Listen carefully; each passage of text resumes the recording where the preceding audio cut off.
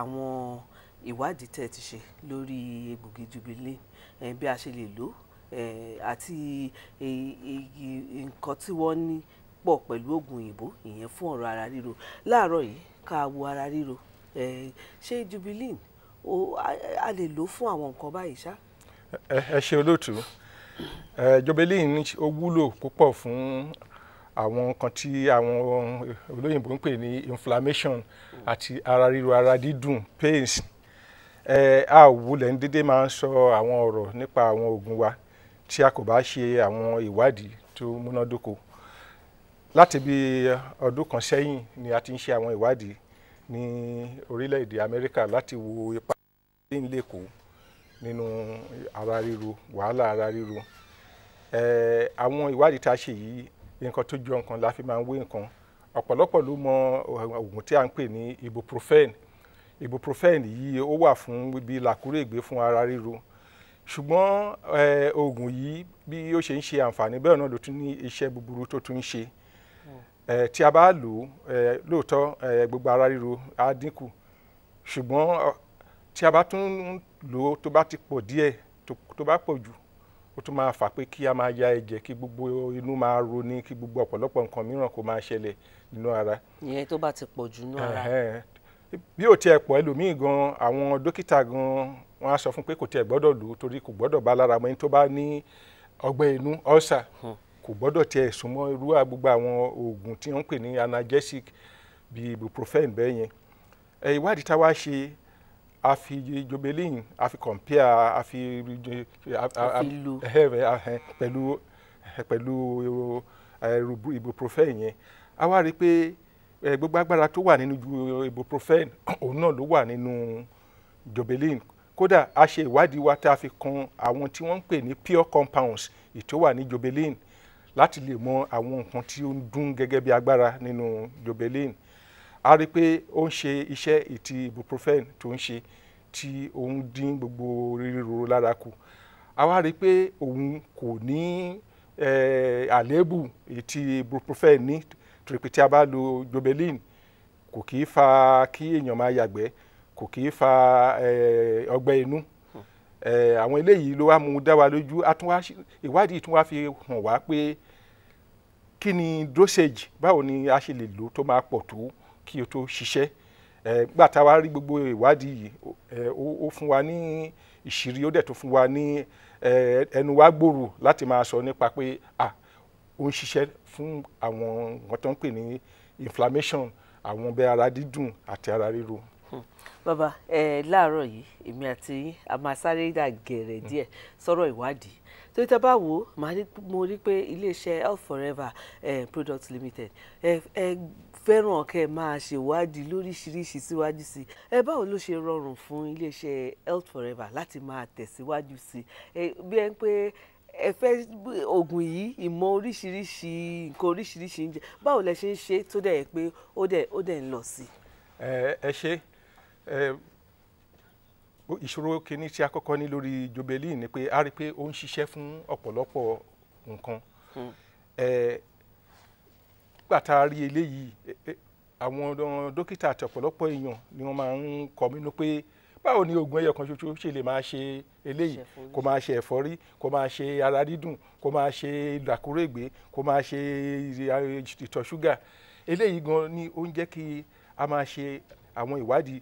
A sì máa ń lórí íńtánẹ́ẹ̀tì, a máa ń wá gbogbo àwọn ilé iṣẹ́ èyí tí ó wà káàkiri àgbáyé, ní orílẹ̀-èdè Germany ni o, ní orílẹ̀-èdè Amẹ́ríkà ni o, ní United Kingdom ni o, gbogbo àwọn tí wọ́n lè bá wa máa ṣe ìwádìí díẹ̀díẹ̀ bá rẹ̀ ṣe ń ṣe ìwádìí yìí ní òye ló fi ń yé wa. A dẹ̀ máa ń fi àwọn ìwádìí yìí, a fi ń tó gbogbo àwọn dókítà ìgbàlódé tó bá ti ń ṣe ìpàdé wọn, a máa ń lọ síbẹ̀ láti lọ fi ìwádìí yìí tó wọn létí bí a ṣe máa ń ṣe lọ díẹ̀. Pẹ̀lú ìwé ẹ̀rí láti iléeṣẹ́ tó ṣe ìwádìí yẹn. Pẹ̀lú ẹ̀rí láti àwọn iléeṣẹ́ tí ẹ ti fi lọ láti òkè òkè. Bẹ́ẹ̀ni. Tó bàbá, ẹ jẹ́ ká padà sí ọ̀rọ̀ tí à ń sọ lọ. A ti sọ bí agbára tí Jubilee ní tó rẹ̀ pé ó wúlò fún ara ríro. Báwo lèèyàn ṣe lè lò ìyẹn fún oríṣiríṣi ara ríro? Ara ríro oríṣiríṣi ló wà. Ẹ ṣe olóòtú. Àwọn nǹkan mẹ́rin ni mo máa mẹ́nu bà nípa gbogbo àwọn nǹkan tí ara ríru ara dídùn tó jẹ́ pé tó lágbára tó máa ń wà. Ìkíní ni àrùn làkúrègbé tí à ń pè ní arthritis. Arthritis yìí àwọn tí wọ́n bá ti dàgbà níwọ̀nba díẹ̀ lẹ́tọ́ ti gbé bóyá tán ti lé ní bí 50 ọdún tẹ́lẹ̀tẹ́lẹ̀ ni ó máa ń mú. Ṣùgbọ́n ní àkókò yìí àwọn tí wọ́n ò tilẹ̀ tó 40 ọdún wọ́n ní àrùn làkúrègbé yìí. Tí a bá ti ní àrùn làkúrègbé, a ti ṣe ní àwọn ìwádìí tá a ti ṣe pẹ̀lú àwọn tí a ti fún lò tí wọ́n bá ti ń lo kóró capsule lẹ́ẹ̀mẹ́ta lójúmọ́ tó bá mu omi ní dáradára bíi lítà omi bíi 3 àbí ó kéré tán 2 láàrin ọjọ́ kan, tó bá máa fi tó bí oṣù kan, a rí pé gbogbo ìrora yìí, torí ìrora yẹn ó máa ń pọ̀, gbogbo ríkèríkè ara ó máa ro ní gbogbo àwọn tó tẹ̀ tó ti dàgbà náà, gbogbo ara ríro yìí máa ń pọ̀, tán bá ti lò bẹ́ẹ̀ yẹn ó máa ṣiṣẹ́ fún wọn. Wọn ò dẹ̀ tún ní àwọn tó ń pè ní side effect, ìtọ́ jẹ́ pé gbogbo inú máa gbé dàrú, mí inú ẹ̀ tó jẹ́ pé ọgbẹ́ inú ulcer tó tún máa yọ jáde, Jobelin ò níyẹn. Lẹ́yìn eléyìí ìrora tó tún máa ń pọ̀ ní àwọn ọmọ tó bá ní àrùn arúmọléegun sickle cell yẹn ní tó máa ń fa ni pé àwọn sẹ́ẹ̀lì wọn tí kò dúró dáadáa tí wọ́n bá ti ń wọ́pọ̀ sí gbogbo ara àwọn oríkèéríkèé ara, eléyìí máa ń fa kí ìrora máa ń pọ̀ fún wọn tó máa ń láti máa gbé wọn lọ tó máa fi ní crisis. Tí wọ́n bá ti ní bẹ́ẹ̀ yẹn, tí a bá ti bẹ̀rẹ̀ sí ní lo Jobelin tá a lò fún wọn tá a jẹ́ kó pọ̀ díẹ̀ ju bí ó ṣe yẹ ká lò lọ, bóyá capsule 2 hóró 2 lẹ́ẹ̀mẹ́ta, tó bá wọ́n tẹ̀lé lò bí 3 lẹ́ẹ̀mẹ́ta lójúmọ́, tí wọ́n bá wà nínú àsìkò crisis yìí ó wúlò púpọ̀ fún wọn.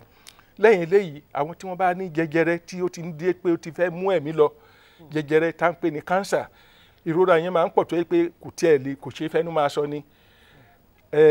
Àmọ̀ràn tá máa ń gbà wọ́n ni pé wọ́n lè lo hóró 4 lẹ́ẹ̀mẹ́ta lójoojúmọ́. Kódà tí ìrora yẹn bá ti pọ̀, tán bá bẹ̀rẹ̀ sí ní lo hóró 6 bí 4 lójúmọ́, láàárín ọjọ́ díẹ̀ a rí pé gbogbo ìrora yìí á ti wálẹ̀.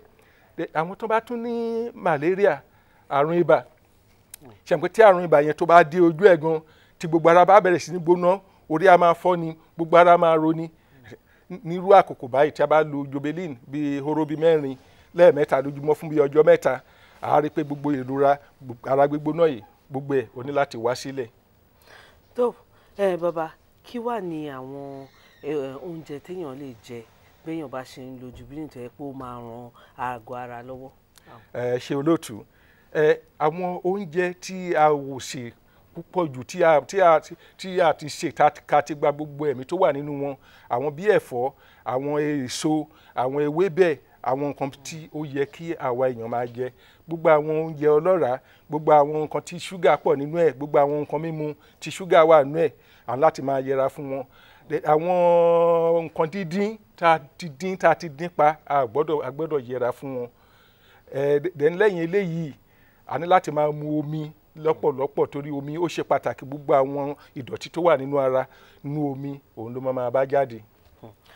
Tó tí mo ti bá sọ̀rọ̀ fún bí ìṣẹ́jú mélòó kan, bàbá wa Ọlájùwọ̀n Òkúbẹ́nà tí wọ́n ní iléeṣẹ́ Health Forever Products Limited, iléeṣẹ́ tó ń ṣe ògùn Jobelin, ó wà ní nọ́mbà 7 Dípẹ́ Olú Street, ìyẹn ní àdójúkọ Airport Hotel, ìyẹn ní off Ọbáfẹ́mi Awólọ́wọ̀ Way, ìyẹn ní Ìkẹjà. Àwọn ẹ̀rọ ìbánisọ̀rọ̀ tí máa fi bá wa bá sọ̀rọ̀ rèé: ẹ̀rọ ìbánisọ̀rọ̀ 0803 376 135, ẹ̀rọ ìbánisọ̀rọ̀ tẹ́ máa lò láti fi bá wọn sọ̀rọ̀ ní lẹ́ẹ̀kan sí 0803 337 6135, lẹ́ẹ̀kan sí 0803 337 6135, tàbí kẹ́ lo ẹ̀rọ alágbèékalẹ̀ yìí tẹ́ bá ń pè pẹ̀lú ẹ̀rọ alágbèéká yín, ẹ fi 01 síwájú ẹ̀, kẹ́ wá lo ẹ̀rọ ìbánisọ̀rọ̀ 470 4093, lẹ́ẹ̀kan sí ẹ̀rọ ìbánisọ̀rọ̀ 470 4093.